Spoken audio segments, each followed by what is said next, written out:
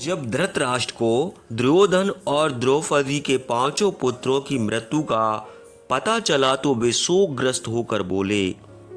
अश्वत्थामा ने तो द्रौपदी के पुत्रों का वध करके हस्तिनापुर के वंश का ही नाश कर दिया। तब महर्षि व्यास और विदुर ने उन्हें शांति दी। महर्षि व्यास ने कहा, हे पुत्र, अब युधिष्ठिर को अपना पुत्र स्वीकार कर शेष जीवन उस पर स्नेह लुटाते हुए व्यतीत करो। उसी समय पांचों पांडव, द्रौपदी तथा श्री कृष्ण वहां आ गए। सबसे पहले युधिष्ठिर ने धृतराष्ट्र को प्रणाम किया।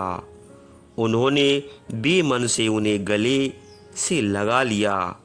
अब भीम की बारी थी, परंतु श्री कृष्ण धृतराष्ट्र की मनसा जानते थे, अतः उन्होंने भीम को रोक दिया और उनके स्थान पर भीम की लोहे की मूर्ति आगे बढ़ा दी। धृतराष्ट्र बहुत शक्तिशाली थे।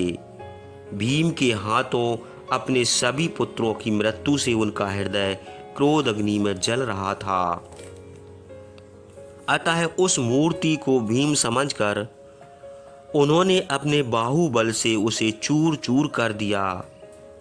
धृतराष्ट्र बहुत क्रोधित थे। वे यह नहीं समझ पाए कि ये भीम नहीं वर्ण लोहे की मूर्ति है। जब उनका क्रोध शांत हुआ तो वे भीम को मृत समझकर रोने लगे। श्री कृष्ण ने कहा, हे महाराज, वह तो एक प्रतिमा मात्र थी। वास्तव में भीम अब आपके सामने है। इसके बाद भीम ने महाराज धृतराष्ट्र के चरण स्पर्श किए। उनका सारा क्रोध शांत हो गया था। इस प्रकार श्री कृष्ण ने भीम की जान बचाई। फिर धृतराष्ट्र से विदा लेकर सभी लोग गांधारी के पास गए। गांधारी कुल का नाश होने से दुखी थी। दुर्योधन की दुष्ट प्रवृत्ति ही इसके लिए जिम्मेदार थी।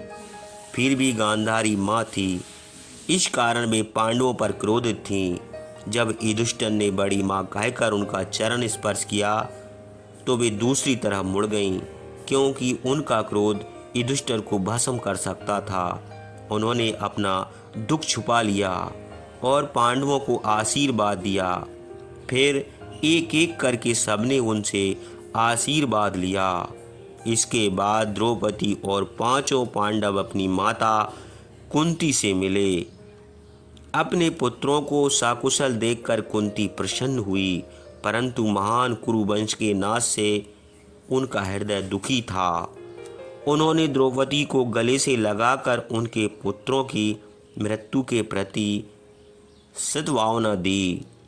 इसके बाद पांचों पांडव गंगा तट पर गए और अपने उन सगे संबंधी एवं पितरों के निमित्त श्राद्ध तर्पणादि किए जो कुरुक्षेत्र युद्ध में मारे गए थे।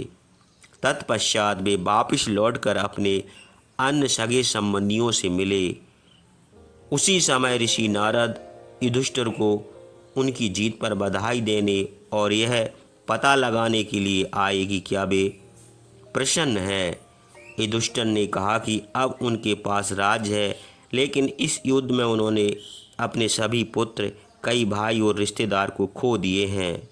उन्हें अपने बड़े भाई कर्ण को मारने के लिए भी मजबूर होना पड़ा, अतः यह सुख बेकार है।